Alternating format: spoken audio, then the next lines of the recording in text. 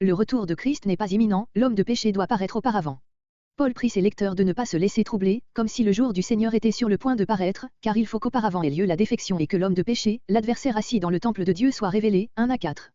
Paul les en a déjà avertis et ils savent ce qui retarde ce moment, le mystère d'iniquité est déjà en action et quand celui qui le retient sera ôté, alors sera manifesté l'inique, que le Seigneur détruira par le souffle de sa bouche. 5 à 8. Les caractères auxquels on reconnaîtra cet inique sont une puissance satanique, de faux miracles, la séduction, mais il n'entraînera que ceux qui périssent, parce qu'ils n'ont pas l'amour de la vérité. 9, 10.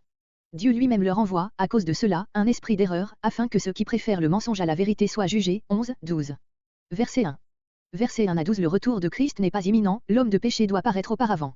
Cette réunion éternelle de tous les rachetés de Christ avec lui, 2 Thessaloniciens 1.10, 1 Thessaloniciens 4.17, comparé Matthieu 24.31, a été déjà l'objet d'une instruction de l'apôtre dans la première épître, 1 Thessaloniciens 4.13 et suivant, 1 Thessaloniciens 5.1 et suivant. Paul revient à ce sujet et s'efforce de compléter son enseignement par des vues prophétiques sur l'avenir de l'Église de Christ. Il paraît que cela était devenu nécessaire par le fait de quelques hommes mal éclairs ou téméraires qui sur ce point troublaient les âmes, verset 3. Verset 2. Les uns comprennent par entendement le sentiment, la pensée des Thessaloniciens, leur manière d'envisager la question à la suite des instructions de l'apôtre, avant qu'on les eût ébranlés. D'autres, avec plus de raison, prennent ce mot dans son sens naturel, comme faculté de l'âme, ne vous laissez pas emporter loin de votre raison, de votre bon sens, comparé verset 3. Grec, esprit, c'est-à-dire par quelques membres de l'Église parlant ou prétendant parler sous l'inspiration du Saint-Esprit, avoir le don de prophétie, par exemple. Toutes ces manifestations particulières, Paul le répète souvent, ne devaient point être reçues avec une confiance aveugle, mais être soigneusement éprouvées d'après l'enseignement apostolique et par l'Esprit de Dieu lui-même agissant au sein de l'Église entière. 1 Corinthiens 14.32, 1 Corinthiens 14.37, 1 Thessaloniciens 5.20, 1 Thessaloniciens 5.21, note, comparé 1 Jean 4.1. Paul savait, paraît-il, qu'on avait fait circuler dans l'Église quelques lettres qu'on lui attribuait, sans cela, on ne comprendrait pas qu'il eût eu la pensée de donner cet avertissement. Cette lettre était probablement anonyme, si son auteur l'avait faussement signée du nom de l'apôtre, celui-ci protesterait avec plus de vivacité. Dans notre épître, Paul prend ses précautions pour que semblable erreur ne puisse se reproduire, 2 Thessaloniciens 3.17. Ce mot de notre part, grec, comme de nous, peut se rapporter aussi bien à la parole qu'à la lettre, l'une et l'autre faussement attribuées à Paul. Mais une parole peut désigner aussi quelques discours fallacieux tenus par un membre de l'Église. Il ne faut pas traduire, était proche, car tous les enseignements du Nouveau Testament, tant de Jésus-Christ que de ses apôtres, annoncent comme proche le jour du Seigneur, c'est-à-dire sa seconde venue pour le jugement du monde et l'établissement final de son règne. 1 Thessaloniciens 5.2, note, 1 Thessaloniciens 4.15, note.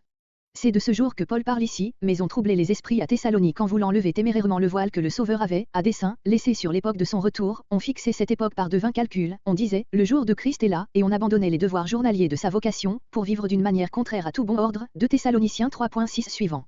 C'est le sujet des instructions qui suivent. Verset 3. Bien que ce mot signifie, dans la langue originale, toute défection d'un parti politique et que son sens religieux soit secondaire, il est évident, d'après l'ensemble de la prophétie suivante, verset mars 2012, qu'il indique ici une infidélité ou une révolte morale contre Dieu et la vérité de Dieu. Verset 4. Grec, qu'il est Dieu. Le texte supporte, s'asseoir, comme Dieu, dans le temple de Dieu. Les deux mots soulignés ne sont pas authentiques. Avec toute l'écriture, comparez surtout Matthieu 24, 1 Timothée 2.1 et suivant, 1 Jean 4.1 et suivant, Apocalypse 13 et Apocalypse 17, Paul annonce que le règne de Dieu sur la terre, l'Église de Jésus-Christ en particulier, n'atteindront point la perfection qui leur est promise, par un paisible développement au sein de notre humanité déchue, mais que le retour de Christ, verset 2, sera précédé d'un temps redoutable d'opposition et d'apostasie. Par cette apostasie, on ne peut pas entendre quelque défection ou révolte universelle dans le monde et en dehors de l'Église, verset 3, note. Tout au moins est-on forcé d'admettre que celui qui en sera le chef aura la prétention de se substituer à toute autre autorité, à celle de Dieu lui-même, verset 4. Ce temple de Dieu dans lequel il ira s'asseoir pour y établir sa domination, ne peut pas être le temple de Jérusalem, qui existait bien encore, quand Paul écrivait, mais qui était loin d'avoir pour lui l'importance qu'il attribue à ce siège de la défection et qui en aurait eu bien moins encore pour les païens convertis auxquels il adresse cette instruction. Il a en vue le temple spirituel, la maison de Dieu en esprit, l'Église, comparé 1 Corinthiens 3.16, 2 Corinthiens 6.16, Éphésiens 2.21, 1 Pierre 2.5. Cette apostasie sera donc dans l'Église et elle aura un chef, que l'apôtre nomme l'homme du péché, le fils de la perdition. On ne peut pas généraliser ces termes de manière à n'y voir que l'apostasie elle-même, pour ainsi dire personnifiée. Les noms donnés à l'homme de péché, l'action qui lui est attribuée, montrent que Paul entend désigner une personne, un individu dans lequel viendra s'incarner la méchanceté, la révolte contre Dieu, le mystère d'iniquité, verset 6. Et cela est tout à fait conforme à l'expérience, constamment renouvelée dans l'histoire, les tendances d'un siècle atteignent toujours leur point culminant dans un homme qu'elles ont produit, qui est leur fils, mais lui, à son tour, les exprime, les représente, les domine, pour en faire la pâture de son égoïsme, le piédestal de son orgueil. Jusqu'ici, tout est simple et facile dans l'interprétation de cette prophétie. Mais qui est le personnage historique dans lequel elle sera accomplie? C'est sur cette question difficile que les vues se divisent à l'infini. Il faut remarquer, d'abord, que toute interprétation qui place l'accomplissement unique et absolu dans le passé ne saurait être vraie, puisque le chef de l'apostasie, l'inique, subsistera encore à la venue du Seigneur, qui le détruira par le souffle de sa bouche. Verset, émoticône n'en croyant pas ses yeux. Ainsi sont écartées les applications à la révolte des Juifs contre les Romains, à l'Empire romain lui-même ou à tel de ses empereurs, aussi bien qu'à Mahomet, etc. On a cherché ailleurs et dans l'Église même l'accomplissement de cette prophétie. Dès le Moyen Âge, les hommes sérieux qui faisaient opposition de la suprématie de l'Église de Rome virent dans le pape lui-même l'antéchrist ici prédit et cette opinion se répandit au XVIe siècle dans les églises de la Réforme. L'apostasie de la vraie foi, alors si générale dans l'Église romaine, l'abandon complet des saintes écritures, obstinément soustraite à la connaissance du peuple, l'arbitraire impérieux avec lequel le pape substituait son autorité à celle de la parole de Dieu, ses décrets aux volontés de Dieu révélées dans cette parole, sa prétention de dominer comme représentant de Dieu, et comme Dieu sur la terre, non seulement sur la chrétienté entière, mais sur tous les royaumes du monde dont les princes devaient tenir de lui seul leur pouvoir, l'usage établit que le pape s'assit sur l'autel, lors de son intronisation et que ses cardinaux qui l'entourent se prosternent devant lui, les miracles de mensonge, verset 9, auxquels l'Église romaine a eu recours pour affermir son autorité, tout cela étant d'autres traits encore, pouvait assurément donner aux réformateurs la pensée que le mystère d'iniquité était accompli et l'on comprend qu'ils ne cherchassent plus à notre prophétie. D'autres interprétations. Aujourd'hui toutefois, beaucoup d'excellents exégètes, sans déclarer fausse cette application, la trouvent trop absolue et trop exclusive. Ils y objectent que le mystère d'iniquité agissait déjà, verset 7, quand l'apôtre écrivait, ce qui ne peut pas s'entendre de l'Église de Rome qui était à peine fondée, si même elle l'était, que le signe principal de l'Antéchrist c'est de nier le Père et le Fils, 1 Jean 2.22, tandis que l'Église de Rome les confesse, que l'homme de péché ne peut pas être une charge comme la dignité papale, ni une succession d'hommes, mais un homme, etc. Pour ces raisons, les mêmes interprètes, sans nier que le papisme n'ait été la plus épouvantable manifestation de la puissance de l'Antéchrist dans l'Église chrétienne, portent plus loin leur regard pour découvrir la réalisation finale, selon eux, de la prophétie de Paul. Dans les temps même de sa plus profonde déchéance, dit Gerlach, la papauté remplissait la chrétienté d'une fausse adoration de Dieu, elle ne s'élevait pas au-dessus de toute adoration, tandis que de nos jours on a vraiment commencé à célébrer un culte dont l'humanité est le seul Dieu et le seul objet d'adoration. Un grand nombre s'attendent à ce que l'Église chrétienne, absorbée par l'État, se résoudra complètement dans les royaumes de la terre. Toutes ces tendances préparent les voies à la pleine révélation de l'homme du péché. Les attaques contre les fondements de la foi chrétienne, qui ont une portée plus étendue et plus profonde que jamais auparavant et sont accueillies par les applaudissements d'une multitude dont le Dieu de ce siècle a aveuglé l'entendement, sont aussi des signes de la manifestation de l'Antéchrist tel que le papisme, dans sa plus grande puissance, ne les a jamais présentés. Maintenant, il ne manque plus qu'une chose, que ces puissances d'iniquité s'unissent, qu'un homme assez bien doué et assez habile pour s'en emparer, paraisse, que la foule aveugle le proclame le représentant de l'esprit du siècle et l'événement prédit sera accompli. Que faut-il conclure de ces vues diverses ?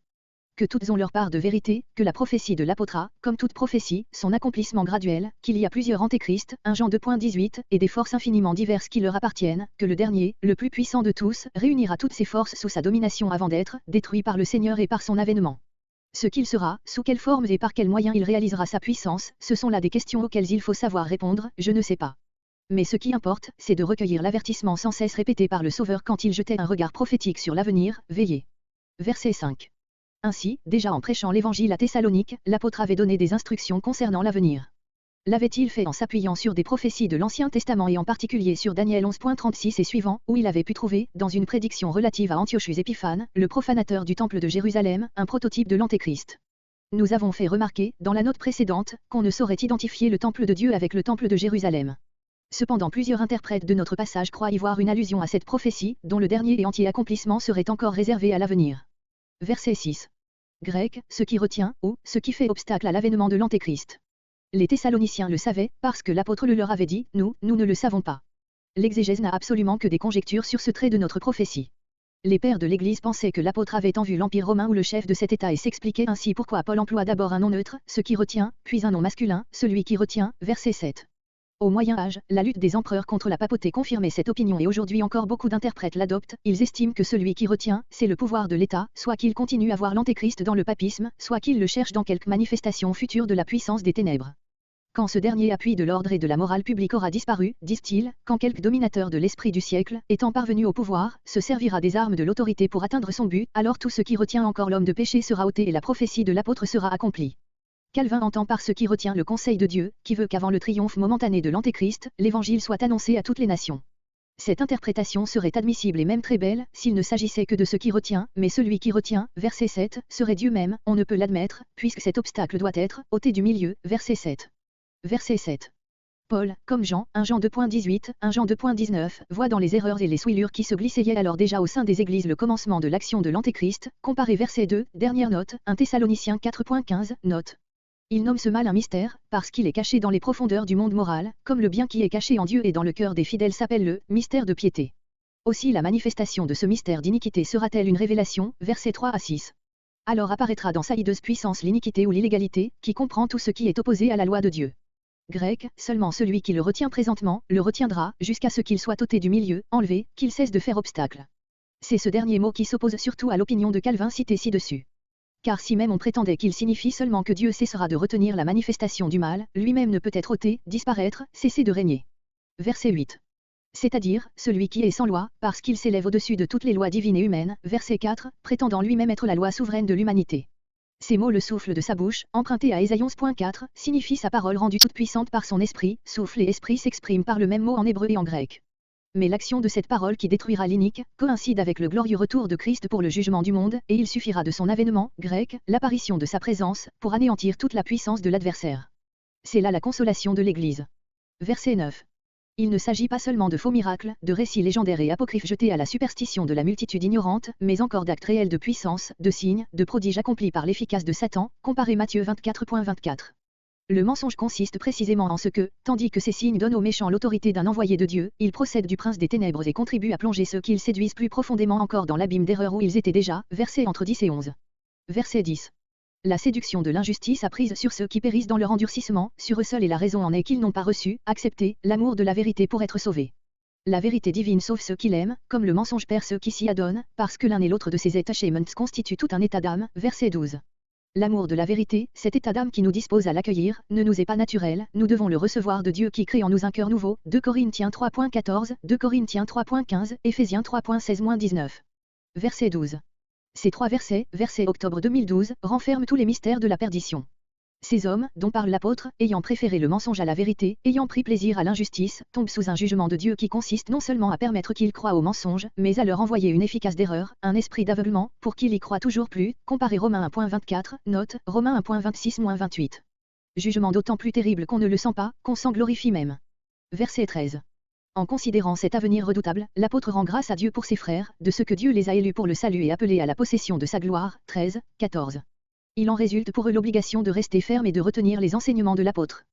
Que leur Sauveur et leur Dieu, qui les a aimés et leur a donné une espérance éternelle, console et affermisse leur cœur et leur vie, 15 à 17. Versets 13 à 17 Actions de grâce et prières de l'apôtre. Verset 14. Ce regard prophétique que l'apôtre vient de jeter sur l'avenir et en particulier sur le redoutable jugement de Dieu, verset octobre 2012, lui fait éprouver le besoin de rassurer les fidèles, en leur donnant le beau et doux titre de bien-aimés du Seigneur, en leur rappelant sur quel inébranlable fondement repose leur salut, en les exhortant à y demeurer fermes et enfin, en faisant des vues ardents pour que Dieu lui-même les console et les fortifie, versets 13 à 17. C'est ainsi que, à la vue des ravages exercés par la puissance des ténèbres, l'enfant de Dieu, sachant sa faiblesse, se sent pressé de se réfugier dans les bras de son Dieu Sauveur. En présence du danger, l'apôtre rend grâce à Dieu de ce qu'il en a préservé les chrétiens de Thessalonique. Par leur élection pour le salut dès le commencement, comparez Éphésiens 1.4, Éphésiens 3.9-11. Par l'œuvre du Saint-Esprit en eux. Par la foi qu'il leur a donnée en la vérité, tandis que tant d'autres croient au mensonge, verset septembre 2011. Par la vocation efficace qu'il leur a adressée dans l'Évangile, 1 Thessaloniciens 5.24, note, et dont la dernière fin sera l'acquisition de la gloire de Jésus-Christ, qu'il partagera avec tous ses rachetés, comme leur frère aîné, Jean 17.22. Verset 15. Grec, les traditions, voir sur ce mot 1 Corinthiens 11.2, note. Soit par ce mot, soit par le verbe qui en dérive, 1 Corinthiens 11.23, l'apôtre entend les enseignements ou les vérités qu'il a transmises aux églises par la prédication de l'Évangile, voir la note suivante. Par notre parole, quand il était à Thessalonique, par notre lettre, c'est-à-dire par la première épître. Cette simple remarque de l'apôtre peut servir à réfuter deux erreurs opposées, l'une qui consiste à ne pas attribuer la même autorité à la parole des apôtres qu'à leurs écrits, l'autre qui prétend, aujourd'hui encore, devoir compléter les écrits apostoliques par des traditions orales qui n'existent plus nulle part. La première de ces erreurs vient d'une idée fausse de l'inspiration, la seconde est un moyen habile de substituer l'autorité d'une église à celle de la parole de Dieu. Verset 17. Ces 12 paroles de consolation et d'espérance, se vues pour l'affermissement des chrétiens de Thessalonique, devaient pénétrer dans leur cœur comme une rosée rafraîchissante, après les impressions de crainte et de tristesse, qu'il avait sans doute reçues de la prophétie qu'il venait de lire, verset mars 2012, comparé verset 14, note. Il y a un magnifique témoignage rendu à la divinité de Jésus-Christ dans cette invocation qui s'adresse à lui, comme à Dieu le Père et qui lui attribue, ainsi qu'à Dieu, le pouvoir divin d'agir sur le cœur des fidèles et d'y opérer toutes les grâces que Paul demande ici, comparé 1 Thessaloniciens 3.13, note. L'amour éternel de Dieu en Christ, sa grâce qu'il nous a révélée en lui, tel est le seul fondement d'une vraie et permanente consolation, non moins que d'une bonne espérance. Et chaque expérience nouvelle que le chrétien fait de cette grâce, est à la fois pour lui un moyen d'affermissement et un gage que l'œuvre de Dieu en lui sera consommée jusqu'à la perfection. En effet, toute bonne œuvre et toute bonne parole constituent la vie chrétienne tout entière. C'est à tort que Calvin et d'autres restreignent ce mot de parole à la doctrine, à tort aussi que le texte reçu intervertit l'ordre de ces deux termes.